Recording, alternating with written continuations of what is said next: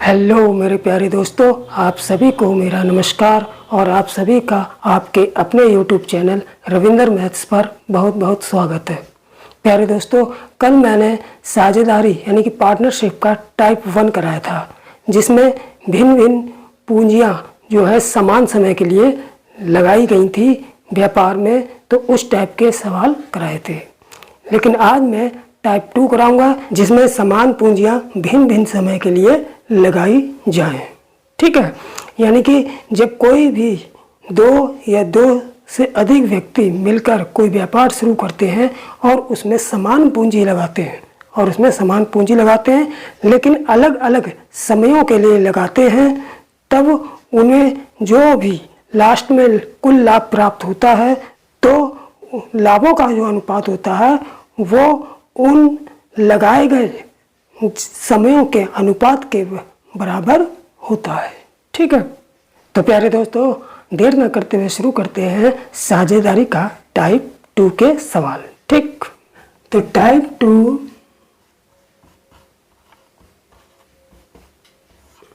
यानी कि साझेदारी का टाइप 2।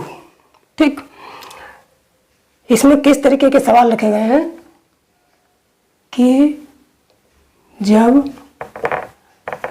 दो या दो से अधिक व्यक्ति मिलकर समान पूंजी लगाकर समान पूंजी भिन्न भिन्न समयों के लिए लगाकर भिन्न भिन्न समयों के लिए लगाकर व्यापार शुरू करते हैं। ठीक है, यानी कि जब दो या दो से अधिक व्यक्ति मिलकर समान पूंजी, यानी कि तीनों दो या दो से अधिक व्यक्ति जो भी होंगे वो जो है समान पूंजी यानी कि समान पूंजी लगाएंगे। अगर कोई 1,000 रुपये लगा रहा है तो सभी 1,000 लगाएंगे, कोई 10,000 रुपये लगा रहा है तो सभी 10,000 रुपये लगाएंगे। इसका मतलब सभी मिलकर समान पूंजी ही लगाएंगे, लेकिन भिन्न भिन्न समय के लिए लगाएंगे। यानी कि कोई व्यक्ति उस बिजनेस में जो पूंजी लगा रहा है वो 1 वर्ष के लिए लगा सकता है, दूसरा व्यक्ति 2 वर्ष के लिए लगा सकता है, तीसरा व्यक्ति 3 वर्ष के लिए लगा सकता है। यानी कि पूंजियाँ तीनों की समान रहेंगी। ठीक है, लेकिन जो समय है वो तीनों का अलग अलग रहेगा। ठीक है, तो इस टाइप के सवाल जो है मैंने टाइप 2 में रखे हैं। ठीक, ऐसी कंडीशन में जब उन्हें लाभ प्राप्त होता है तो उन लाभों का क्या अनुपात होगा ये देखते हैं। ठीक, तो चलिए भिन्न भिन्न समय में इनके द्वारा प्राप्त होने वाले लाभों का अनुपात कैसे निकाला जाएगा ये देखते हैं। ठीक, देखिए मान लेते हैं, माना 3 व्यक्ति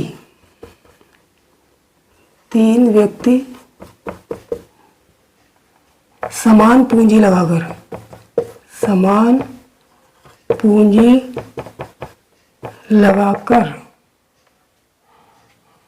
3 व्यक्ति अपनी समान पूंजी लगाकर व्यापार शुरू करते हैं।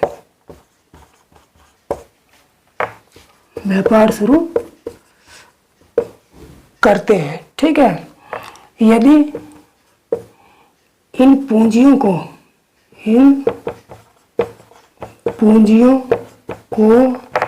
तीनों व्यक्तियों ने क्रमशः T1, T2 व T3 समय के लिए लगाई हो तो अंत में तीनों को मिलने वाले लाभों का अनुपात बराबर होगा, यानी कि T1 अनुपात T2 अनुपात T3। ठीक है, तो उनके लाभों का अनुपात कितना होगा कि जिन भिन्न भिन्न समय में जो उन्होंने पूंजियां लगाई है उनके लाभों का जो अनुपात होगा उन समयों के अनुपात के बराबर होगा। ठीक है, तो चलिए अब चलते हैं सवाल नंबर 1 पर। ठीक, तो प्यारे दोस्तों आप देख लेते हैं पहला सवाल। ठीक, पहला सवाल क्या कह रहा है कि चार दोस्त ए बी सी और डी जिन्होंने मिलकर व्यापार शुरू किया, ठीक है, जिसमें चारों ने समान समान पूंजियां लगाई। पूंजियां दी तो नहीं है लेकिन चारों ने समान पूंजियां लगाई। ठीक है, यदि ये पूंजियां ए बी सी और डी ने क्रमशः 5 वर्ष के लिए, यानी कि ए ने 5 वर्ष के लिए लगाई, बी ने 10 वर्ष के लिए लगाई, सी ने 15 वर्ष के लिए लगाई और डी ने 20 वर्ष के लिए लगाई हो और अंत में कुल लाभ 70,000 रुपये हुआ हो तो प्रत्येक को कितना लाभ मिला ये पूछा है। ठीक है, यानी कि समान पूंजियां लगाई गई हैं लेकिन भिन्न भिन्न समय के लिए लगाई हैं। तो मैंने बताया था कॉन्सेप्ट में कि जब पूंजियां समान समय के लिए लगाई जाएंगी, जब पूंजियां भिन्न भिन्न समय के लिए लगाई जाएंगी तब जो है लाभों का अनुपात जो है उनके लगाए गए उन पूंजियों के लगाए गए समयों के अनुपात के बराबर होगा। तो सबसे पहले हम क्या निकालेंगे, लाभों का अनुपात, यानी कि उन्हें जो लाभ प्राप्त हुआ है किस किस अनुपात में उन्हें लाभ प्राप्त हुआ है उसका अनुपात निकालेंगे। ठीक है, तो देखिए ए बी सी व डी को प्राप्त होने वाले लाभों का अनुपात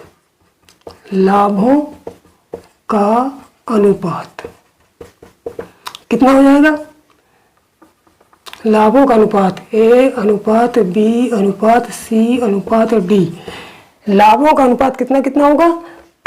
प्रत्येक ए ने पूंजी कितने समय के लिए लगाई थी, 5 वर्ष के लिए, यानी कि 5, 10, 15, 20, तो इनके लाभों का अनुपात हो जाएगा 5 अनुपात 10 अनुपात 15 अनुपात और 20। तो ये लाभों का अनुपात ए बी और सी डी के लाभों का अनुपात कितना हो जाएगा, लगाए गए समयों का अनुपात के बराबर। ठीक, तो ये 5 के हम 5 काट लेंगे इसको, 5 दूनी 10, 5 तिया 15, 5 20, यानी कि अनुपात कितना आ गया, 1 अनुपात 2 अनुपात 3 अनुपात 4 आ गया।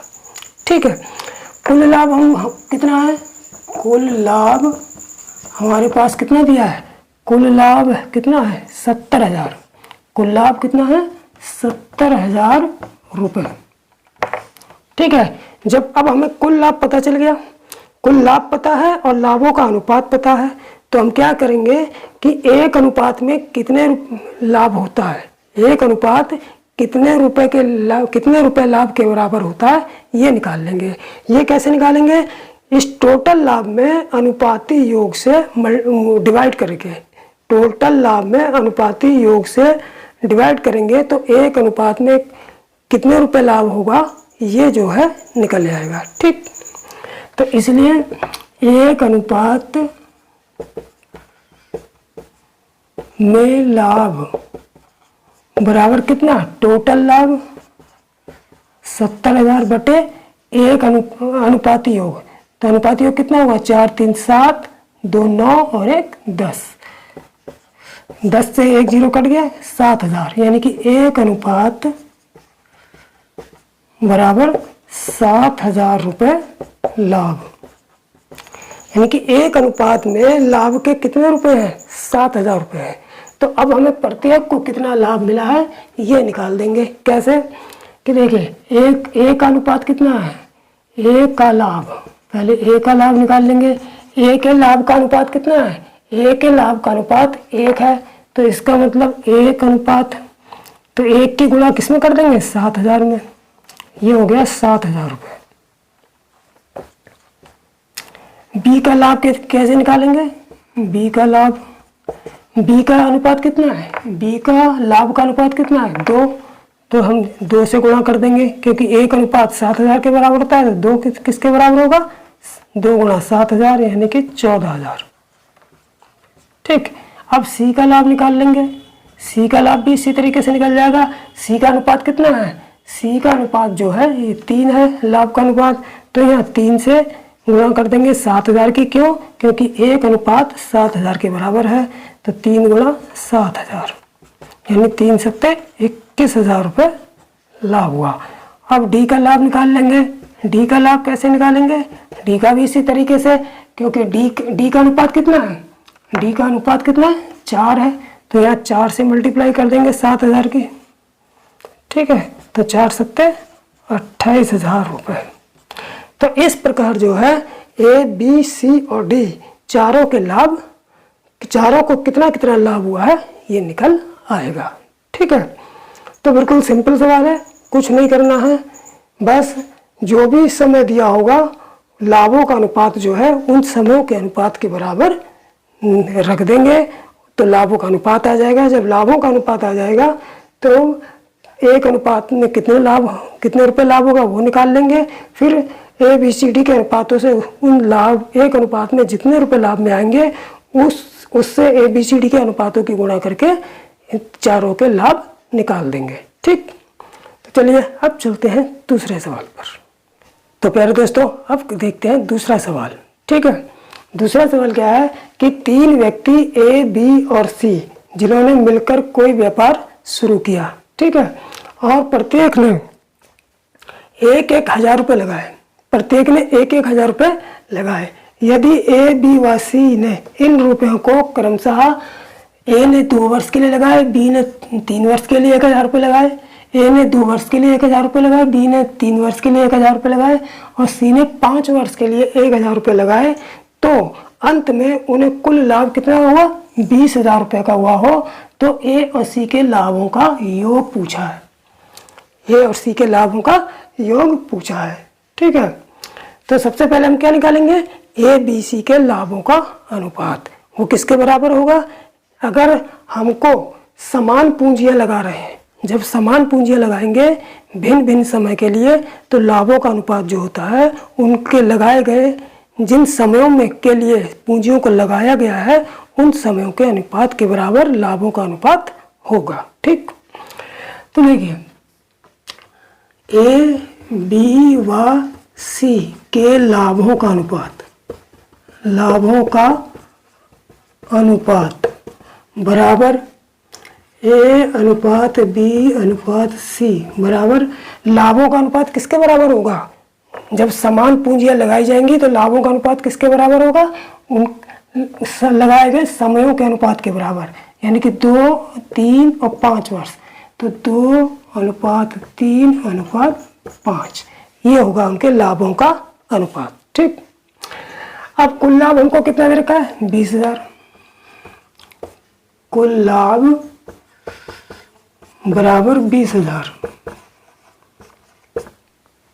तो पूछा क्या है कि ए सी के लाभों का योग। तो ए सी के लाभों का योग कैसे निकालेंगे? सबसे पहले क्या है कि एक अनुपात में जब भी हमें कुल लाभ दे रखा है और लाभों का अनुपात दे रखा है, तो इसका मतलब एक अनुपात में कितने रुपए लाभ होंगे ये निकाल देंगे। ठीक, तो इसके लिए क्या करेंगे? एक अनुपात में लाभ रुपए, यानी कि एक अनुपात में कितने रुपए लाभ के बराबर होगा ये निकाल देंगे। इसके लिए क्या करेंगे? कोई कुल लाभ बटे अनुपाती योग, यानी 5, 3, 8 और 2 10, 10 से कट गया तो बराबर कितना आ गया? 2,000 रुपये। यानी कि एक अनुपात में लाभ कितना आ गया? 2,000 रुपये। एक अनुपात बराबर 2,000 रुपये लाभ के बराबर है। ठीक है, ए व सी के लाभों का योग पूछा है, तो यहाँ पर निकाल देंगे इसको। देखिए ए और सी के लाभों का के अनुपात जो दे रखे हैं पहले उनका योग कर लेंगे। तो ए व सी के लाभों के अनुपातों का योग, वैसे तो अलग अलग निकाल के लास्ट में जोड़ दें वो भी, लेकिन वो थोड़ा लंबा हो जाएगा। हमको क्या करना है? ज़्यादा से ज़्यादा शॉर्ट करने की सोचना है, समय बचाना है। ठीक, तो ए व सी के लाभों का अनुपात का योग कितना हो जाएगा? ए का लाभ कितना है? 2, प्लस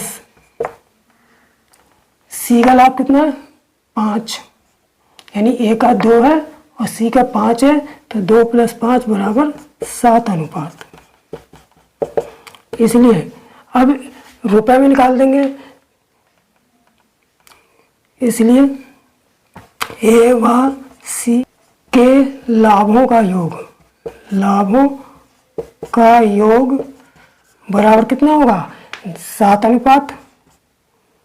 लाभ 7 अनुपात आया, लाभों के अनुपातों का योग 7 अनुपात आया, और 1 अनुपात कितने रुपए लाभ के बराबर है 2000, तो 7 में 2000 की गुणा कर देंगे, तो 7 अनुपात में 1 अनुपात 2000 के बराबर है, तो 7 अनुपात 7 × 2000 बराबर कितना हो जाएगा, बराबर हो जाएगा 14,000 रुपये। यही हमारा आंसर हो जाएगा। यानी कि ए और सी के लाभों का योग कितना आएगा 14,000 रुपये आएगा। ठीक है, तो अब चलते हैं तीसरे सवाल पर। तो पहले दोस्तों अब देख लेते हैं तीसरा सवाल। ठीक है, तीसरा सवाल क्या कह रहा है कि ए व बी ने समान पूंजी लगाकर एक व्यापार किया। ठीक है, ए की पूंजी प्रारंभ में 8 माह तक लगी, ए की पूंजी प्रारंभ में कितने समय तक लगी 8 माह तक लगी, और बी की पूंजी 8 माह के बाद लगी, यानी कि ए की पूंजी पहले 8 माह तक लगी, बी की पूंजी फिर 8 माह के बाद कब लगी, कितने समय तक लगी 6 माह तक लगी रही।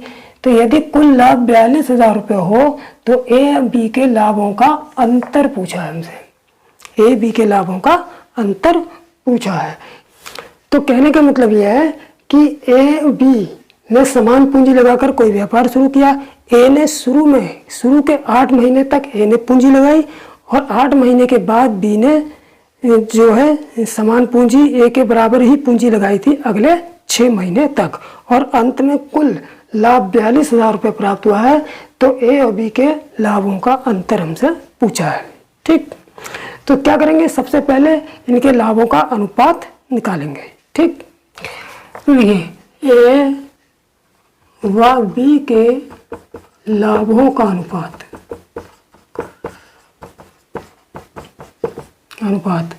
ए अनुपात बी बराबर, मैंने बताया था ए और जो लाभों का अनुपात आएगा वो पूंजियां जिन समयों के लिए लगाई जाएंगी उन समयों के अनुपात के बराबर होगा। तो समय को कितने समय के लिए लगाई गई, 8 माह के लिए और 6 माह के लिए। तो लाभों का अनुपात कितना हो जाएगा 8:6, 2 चौक 8, 2 तिया 6। तो इसका मतलब लाभों का अनुपात ए अनुपात बी बराबर 4:3 आ जाएगा। कुल लाभ कितना प्राप्त हुआ हमें, कुल लाभ 42,000 रुपये, 42,000 रुपये। ठीक है, हमसे पूछा क्या है बी के लाभों का, ए और बी के लाभों का अंतर। तो सिंपल है, सबसे पहले इससे ठीक पिछले वाले सवाल की तरह सबसे पहले एक अनुपात में कितने रुपए लाभ होंगे वो निकाल लेंगे। कैसे, टोटल लाभ में अनुपाती योग से डिवाइड करके। ठीक, तो चूंकि एक अनुपात बराबर टोटल लाभ 42,000 बटे अनुपाती योग कितना हो जाएगा 4 और 3 7, 7 6 42, 3 0 ये वाले। तो एक अनुपात बराबर आ जाएगा 6,000 रुपये लाभ, यानी कि एक अनुपात कितने लाभ के बराबर, कितने रुपए लाभ के बराबर है 6,000 रुपये लाभ के बराबर है। ठीक, अब उनसे पूछा क्या है ए व बी के लाभों का अंतर। तो सबसे पहले ए और बी के लाभों में जो अनुपात है उनमें अंतर निकाल लेंगे। ठीक, कैसे कि जैसे ए और बी के, ए व बी के लाभों के अनुपातों में अंतर बराबर, कितना अंतर होगा, ए का लाभ कितना है 4 है, ए के लाभ का अनुपात 4 है, बी के लाभ का अनुपात 3 है। तो इनका अंतर कितना हो जाएगा 4 - 3 बराबर 1 अनुपात।